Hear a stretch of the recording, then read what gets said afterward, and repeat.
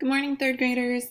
So last time we read our benchmark, we read the first couple pages of our story, from Phonograph to playlist, and now we are going to finish reading it. So I would like you to open to page 26. Make sure you have your writing utensil. We're going to be doing the same process where we're going to listen to a paragraph. I'm going to stop it and let you go ahead and annotate, doing your exclamation point, your question mark. If you find any interesting words or words you think are important, make sure you're circling them. And then at the end of the time, we're going to go back and we're going to identify the main idea and try and find some supporting details.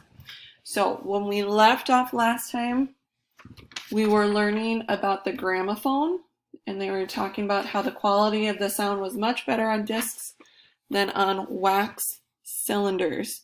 So now we're going to continue to listen. Again, I'm going to stop after every paragraph so that you have a chance to annotate. The first discs were made of rubber. Later, these discs would be made of vinyl. People played their discs on a new device called a gramophone. The horn of the gramophone amplified the recorded sound. It was developed by Berliner and was similar to Edison's phonograph. People bought gramophones and phonographs to play all the recordings now available to them. Everyone could listen to the same marching band or singer perform the same music. It was the beginning of the recording business we know today. All right, go ahead and annotate. If you have any questions or if you found anything particularly interesting, make sure that you're marking those down.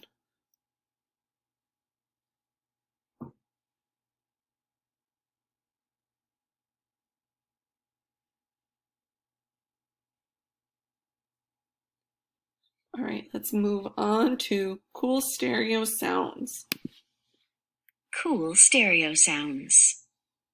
Stereo recordings became widely available in the 1950s. With stereo, sounds were recorded on two separate tracks. One was meant to be heard in your right ear, the other would be heard in your left ear. This made recordings sound much richer and fuller than before. Long-playing vinyl records were popular from the 1950s to the 1990s. Today, vinyl is making a comeback. Okay, go ahead and annotate. Make sure you have at least one for the page. Maybe I would put something about why is vinyl making a comeback today, or perhaps how were they able to record the sounds on two separate tracks for your two different ears. Or maybe I would talk about how that's really interesting that they had one specifically for your right and one for your left.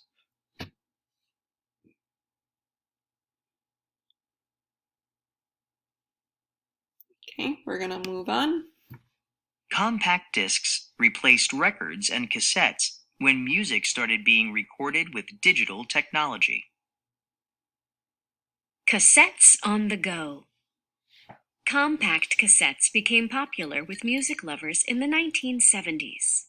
These cassettes recorded sounds on a long magnetic strip. Soon they outsold records. The 1979 introduction of the portable cassette player changed the music listening experience even more. People could carry this small stereo system in a pocket. They wore headphones to listen to their favorite music wherever they went. All right, go ahead and annotate a little bit. Give me about 30 seconds.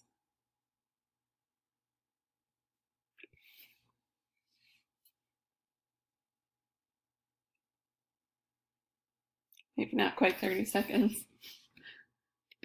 All right, let's move on to compact discs. Compact discs. The first compact disc, or CD, was released in 1982.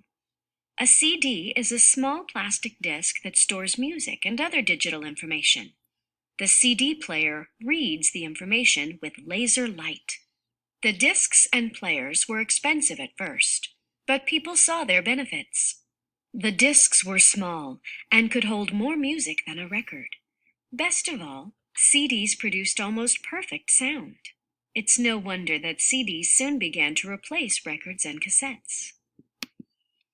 All right, make sure that you have at least one thing annotated on page 26 and one thing annotated on page 27.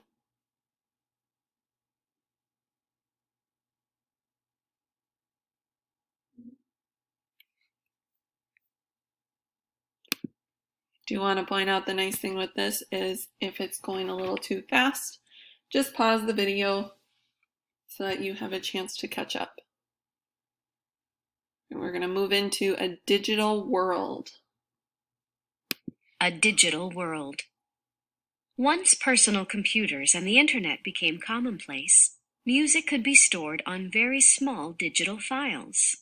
These files, such as MP3s, let people download music from the internet quickly.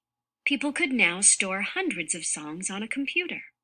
No need to carry a physical disc or item anymore. But some people do not like the sound quality of these digital music files. They think CD recordings sound better. All right, go ahead. Make sure you have something annotated down.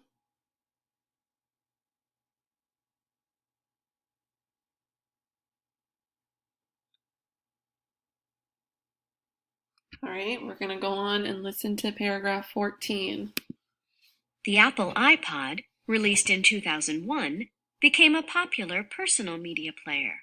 By the fall of 2010, almost 275 million iPods had been sold worldwide. After that time, sales began to drop. People started using smartphones as their personal media players. Today, people download music files from the internet. Okay, go ahead and annotate. Make sure that you have something down for this page.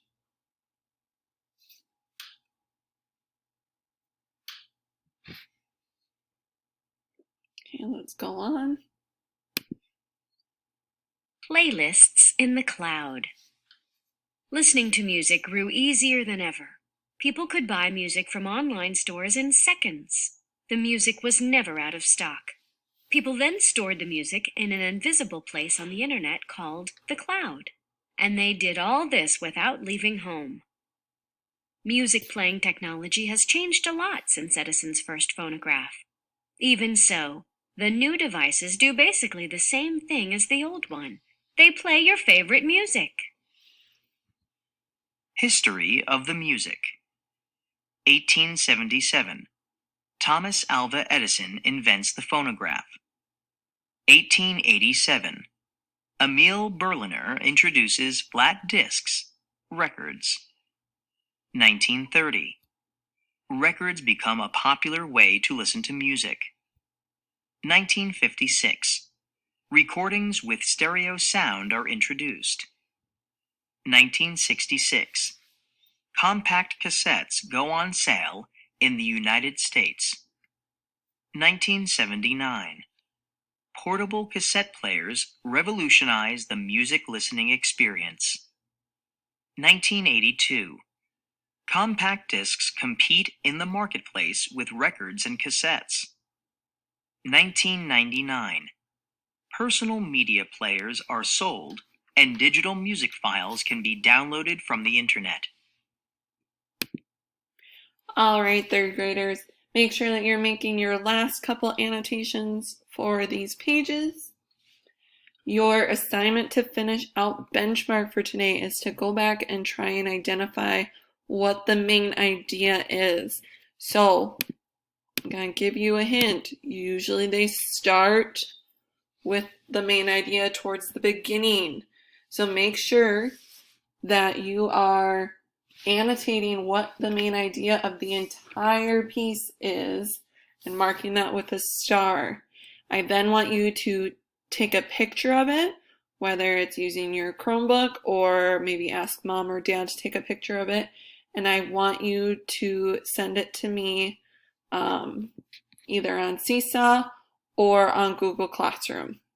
Okay, that's your assignment for the rest of the time.